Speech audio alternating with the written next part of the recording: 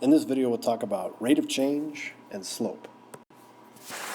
So let's take a second to talk about rate of change. So rate of change, which usually is denoted with an M for some reason.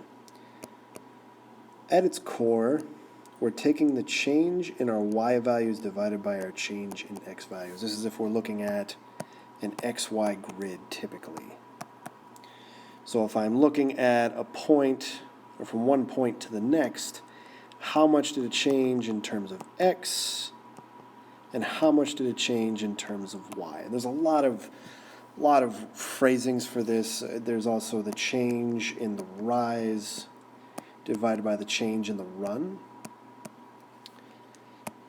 And likewise, there's also a formula if we're given 2 points. And the formula itself looks a little confusing, but once you kind of break it down, it's not too terribly bad. So let's say we've got 2 points. Let's call them, for lack of a better phrase here, x1, meaning the first ordered pair, y1. And then, for lack of a better term, let's say the second ordered pair, x2, y2. Now, in order to find the change in that, usually means we subtract. We're finding the difference. So we can also calculate rate of change by saying m is equal to y2 minus y1, so my second ordered pair minus my first ordered pair, divided by my second x coordinate minus my first x coordinate. And the order doesn't so much matter so long as you're consistent. If you pick from the y2 ordered pair, then you have to use its paired point, its paired x coordinate first in the denominator. So there's a lot of ways of thinking about it. You can think of it graphically. You can think of it as you're changing from one point to the next. And there's a few different ways to think about it. And we'll walk through an example, and I'll show you a few ways to calculate it. Now, something that's worth noting is the term slope. Slope for linear equations, for linear graphs, it is the same thing as the rate of change.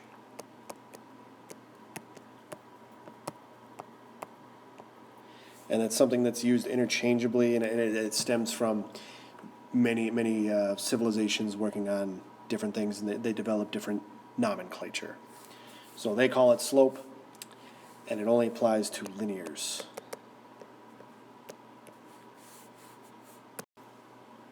So let's go through an example here. Let's talk about finding slope. And remember, that's rate of change when we're talking about lines. So this is a tip-off to me. I'm looking for rate of change, also known as slope. Now, there's a few ways we can do this. We could potentially plot the points and figure out what the difference is, graphically speaking. So we could go over 4, up 3, and there's a point, and then we go over to 5, and down to -10. And we could try and kind of make the changes here, figure out what this is. This would be our change in x, our horizontal motion. This is our change in y. Figuring out the distance, more of a visual approach, which is fine. So we can look at this, and if we look at the y first, we can say, okay, well, there's 10 and then 3 more. So this whole distance here is 13. And likewise, this change in x, well, it's only 1.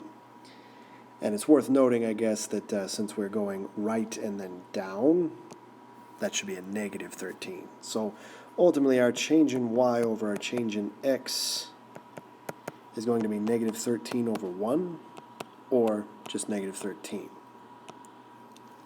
That's one way. Another way we can look at this is if we're looking at the points 4, 3